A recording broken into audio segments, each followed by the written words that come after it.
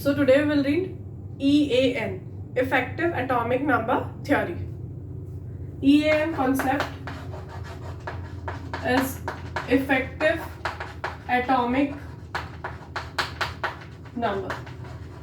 ठीक है, EAN stands for effective atomic number. Guys, effective atomic number theory is the first theory which gave the idea about formation of complex compound. Complex compound formation के बारे में जो first theory आई थी that is EAN theory. ठीक है, so today in this lecture we are going to discuss about EAN theory, EAN concept, EAN rule, what are the uses of this EAN rule, and we will solve some questions so that your concepts will be more clear, and also to calculate effective atomic number in a complex compounds. So let's start with effective atomic number. So effective atomic number actually complex compound जो form होते हैं, जो complex compound form होते हैं वो कैसे बनते हैं, this is actually known by effective atomic number theory. ठीक है, सो इफेक्टिव एटॉमिक नंबर जो है वो हमें बताएगा कि कॉम्प्लेक्स कंपाउंड्स का फॉर्मेशन कैसे होता है. This is the first theory. Obviously there are some limitation and hence we move towards the next theory that is suggested by Sir Alfred Werner, which is known as Werner's theory. ठीक है, तो complex compound we know that coordination compounds के जो compounds होते हैं they are mainly made up of D block elements. ठीक है, D block के elements generally complex compound बनाते हैं. D block में कौन कौन से element आते हैं? If we are considering 3D series like scandium, titanium, vanadium, chromium, manganese, iron, cobalt, nickel, copper, zinc. ठीक है, so why obviously we know that कि D block के जो elements हैं transition elements उन्हें बोलते हैं. So they are mainly form coordination compounds or complex compounds. So 26 atomic number, cobalt 27, nickel 28, copper 29. See guys, iron is having atomic number 26. ठीक है, तो जब आयरन को कोई कंपाउंड बनाना होगा, बेसिकली वो कंपाउंड क्यों बनाएगा? In order to attain stability. ठीक है, and how iron will achieve stability? Iron को स्टेबिलिटी चाहिए तो वो क्या करेगा? उसके पास जितने इलेक्ट्रॉन्स है वो चाहेगा कि उसके पास उसके नियरेस्ट नोबल गैस जितने इलेक्ट्रॉन्स आ जाए. ओके, नियरेस्ट नोबल गैस जितने इलेक्ट्रॉन्स आ जाए. Like iron is having 26 electron in its iron is having 26 electrons, but iron wants to acquire 36 electron. ठीक है, सो आयरन अगर कंपाउंड बनाएगा, कॉम्प्लेक्स कंपाउंड बनाएगा, so how many electrons it requires? 26 to 36. How many electrons it requires? 10 electrons more. ठीक है, iron को complex compound बनाना है, इट मीन्स उसे स्टेबिलिटी चाहिए. Like we all are starting to achieve stability in our future. Likewise iron will form complex compound only in order to attain stability. And how iron can achieve stability? Only by acquiring atomic number which is equal to its nearest noble gas element. ठीक है, तो इसके पास 26 electrons थे. by acquiring 10 electrons from the ligands, इसका जो atomic number हो जाएगा वो नियरेस्ट नोबल गैस के इक्वल हो जाएगा. इसके जो नंबर ऑफ इलेक्ट्रॉन्स हो जाएंगे वो नियरेस्ट नोबल गैस के इक्वल हो जाएंगे. ठीक है, like for example we have a compound iron pentacarbonyl. ठीक है, I hope you know that in a complex compound there are three things. एक होता है central metal atom. ठीक है, central metal atom which belongs to D block element. Next होता है ligand. What is ligand? Ligand is electron donor and central metal atom is electron acceptor. ठीक है, तो क्या होगा? ये जो ligands होते हैं वो electrons donate करते हैं central metal atom को. ठीक है, तो यहाँ पर हमारा ये एक कॉम्प्लेक्स कंपाउंड है. सेंट्रल मेटल एटम कौन हो गया? आयरन. ठीक है, एंड दिस इज, ठीक है, कार्बोनिल. ये क्या हो गया? Ligand.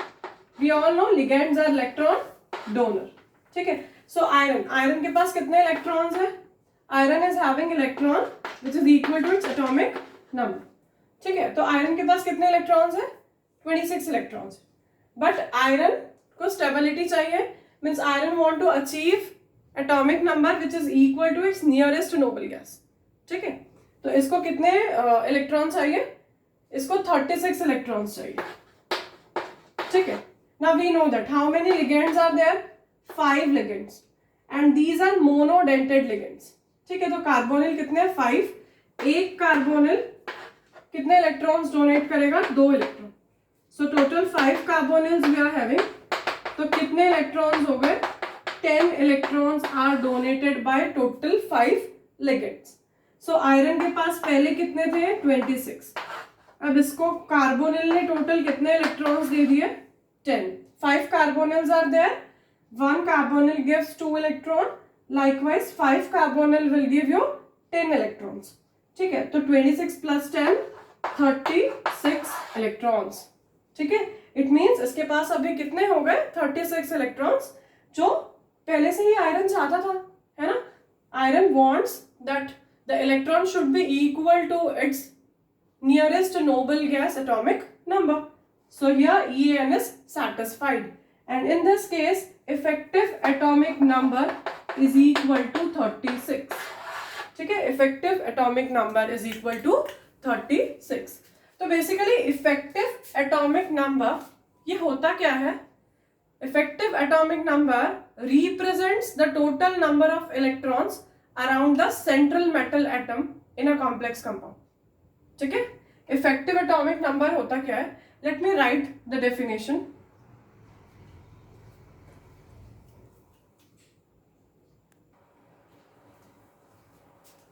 So the definition of effective atomic number is effective atomic number, that is EAN, represents total number of electrons, represents total number of electrons surrounding central metal atom, surrounding central metal atom in a complex compound, in a complex compound. Please note it down. Effective atomic number represent the total number of electrons surrounding central metal atom in a complex compound. ठीक है, तो effective atomic number हम calculate भी करके देखेंगे अभी. We'll take first complex compound.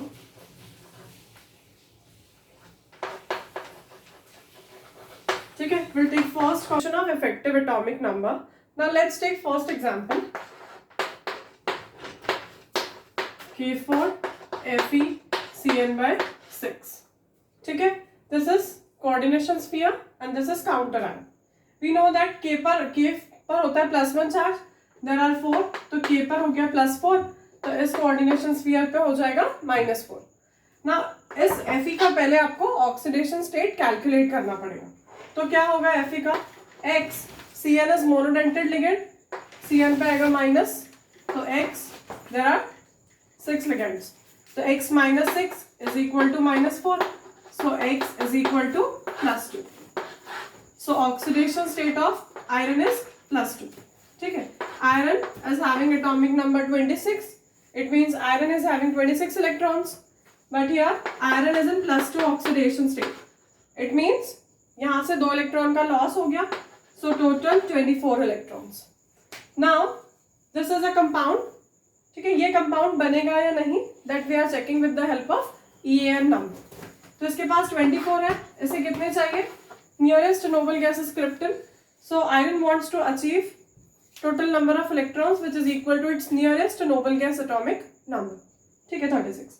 तो ये 24 है, इसके पास कितने लिगेंड्स हैं? 6 मोनोडेंटेड लिगेंड्स हैं. एक साइनाइड कितने इलेक्ट्रॉन्स डोनेट करेगा? 2. टोटल 6 साइनाइड है, तो 6 साइनाइड कितने डोनेट करेंगे? 12 इलेक्ट्रॉन्स. कितने डोनेट करेंगे? 12 इलेक्ट्रॉन्स. ठीक है, 24 + 12 electrons is equal to 36.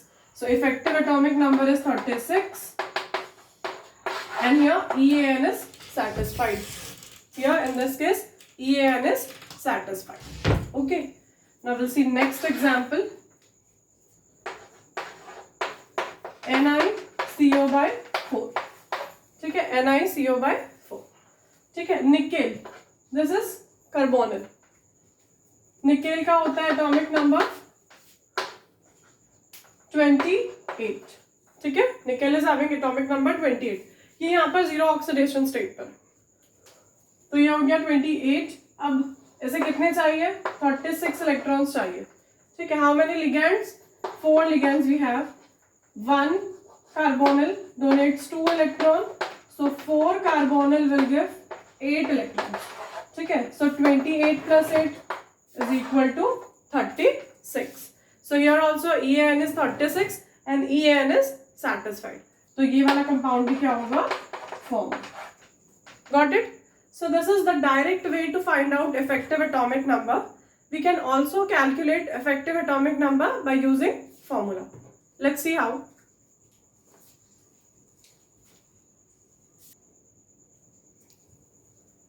Let's calculate effective atomic number by using a formula, ठीक है। So EAN को हम फॉर्मूले से भी कैलकुलेट कर सकते हैं। The formula is Z minus X plus Y, where Z is equal to atomic number of central metal atom, ठीक है।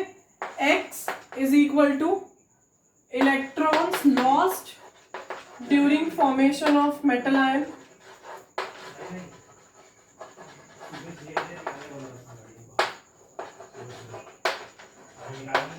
electron lost during formation of metal ion, and Y is equal to electrons donated by ligand,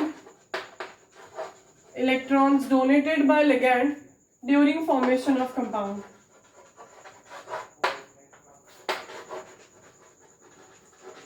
During formation of complex. So EN is calculated by using this formula, Z minus X plus Y, where Z is equal to atomic number of central metal atom, X is equal to electron lost during the formation of metal ion, and Y is equal to electrons donated by the ligand. Let's apply this formula in the given compound. Like हम एक compound ले लेते हैं, CONH3/6,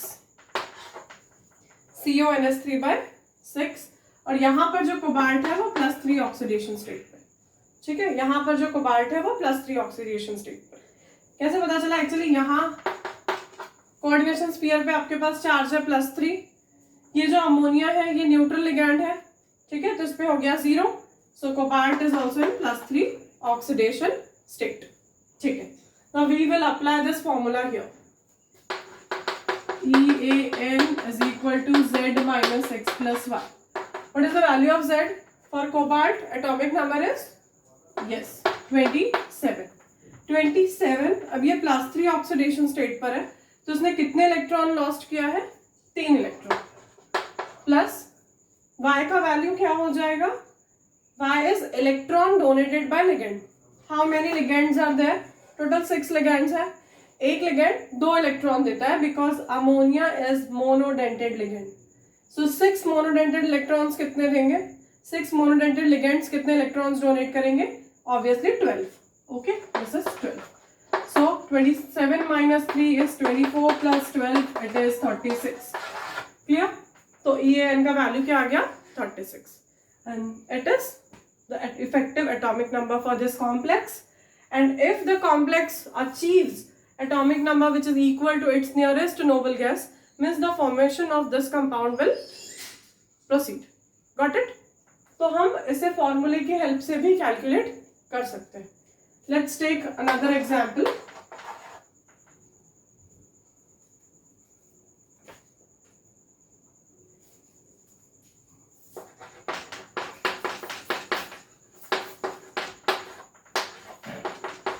We can also find effective atomic number of this complex.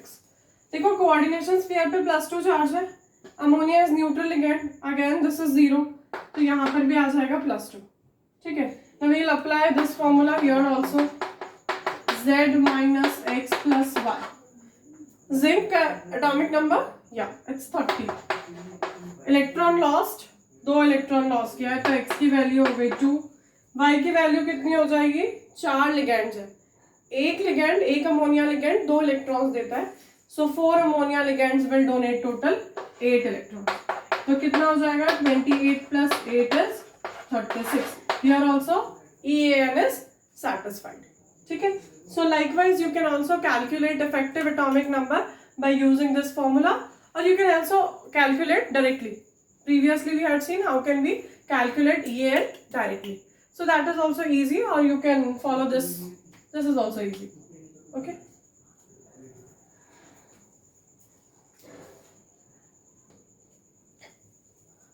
Now let's see a rule which is said to be EAN rule. EAN rule, effective atomic number rule. What does this rule states? This rule states that a metal atom continues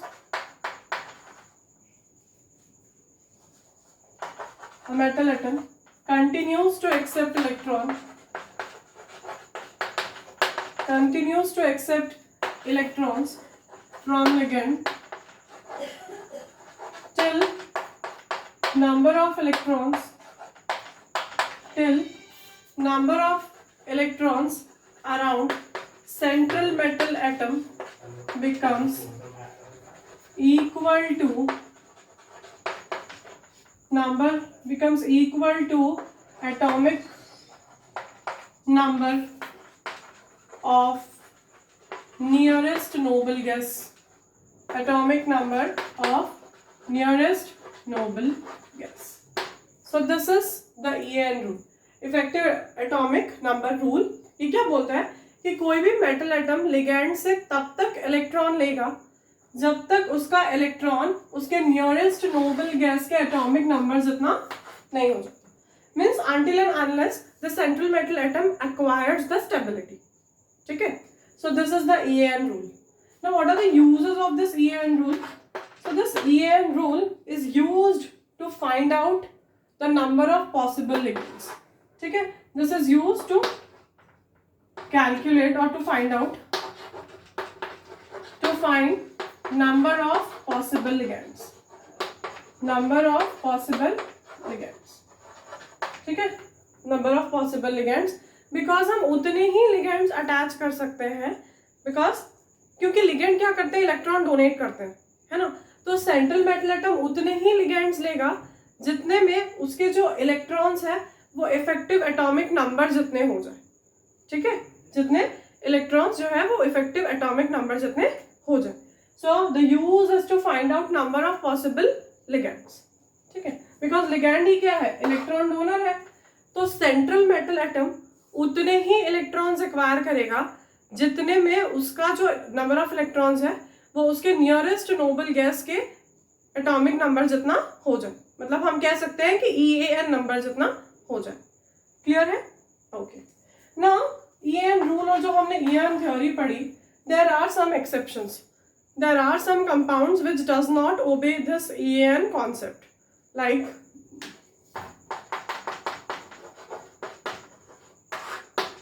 chemistry is a vast topic, and there are a lot of exceptions, and you must know the exceptions first.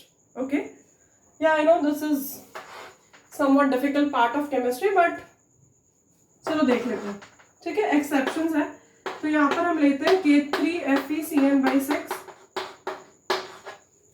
See here K3 मतलब K acquires +1 charge, so there are 3, it means +3 इस पर आएगा. This complex compound acquire -3. Now Fe पर कितना charge हो जाएगा, Cn पे होता है -1, तो x -6 है ना यहाँ पे, Cn is equal to -3, तो इस पर हो गया +3 चार्ज. ठीक है, iron is in +3 oxidation state. So iron, चलो रूल लगा देते हैं फॉर्मूला. तो EAN हमें कैलकुलेट करना है यहाँ पर. Okay, how many, what is the Z था ना, Z क्या होगा Fe के लिए, 26. Number of electron lost 3. Y कितने, 6 है, तो ये हो गया 12. तो क्या हो गया, 23 + 12 कितना हो जाएगा, 35 electrons. Nearest noble gas is krypton. whose atomic number is 36. So यहाँ पे एक इलेक्ट्रॉन की deficiency है. So obviously here EAN rule is not applicable. EAN is not satisfied. इसके पास एक इलेक्ट्रॉन की deficiency है ना? It means ये क्या करेगा? ये जो compound है ये कैसे behave करेगा? Electron acceptor की तरह. It means this compound is getting reduced. Ready to reduce, or this compound is getting reduced. Means if a compound undergo reduction, so this compound behaves as a good oxidizing agent. A good oxidizing agent. ठीक है? A good oxidizing agent. Clear है?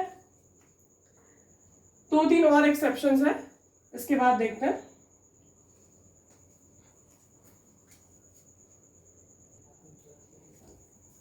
So this is a compound PTNS3/4. Okay. So let's apply the formula. EAN का formula ही apply कर देते हैं हम. What is the atomic number of platinum? 78. कितना electron lost करेगा? अमोनिया इज न्यूट्रल लिगेंड, तो इसका ऑक्सीडेशन स्टेट भी हो गया +2. So 2 इलेक्ट्रॉन लॉस्ट करेगा. There are 4 ligands. A single ligand donates 2 electrons. So 4 ligand will give 8 electrons. तो कितना हो जाएगा? 76 plus 8 is 84. ठीक है, 84. 84. Who is the nearest noble gas of platinum? Radon. ठीक है, तो उसका होता है 86, not 84. So this is also incorrect. Here also EAN is not satisfied. Next, CuNS3/4. Okay. Copper. Let's apply the same formula here also. EAN का copper के लिए effective atomic number क्या हो जाएगा? 29. यहाँ पर ऑक्सीडेशन स्टेट हो गई +2, तो यहाँ पर भी -2 हो जाएगा. And Y electron donated is 8. 4 ligands है तो 8.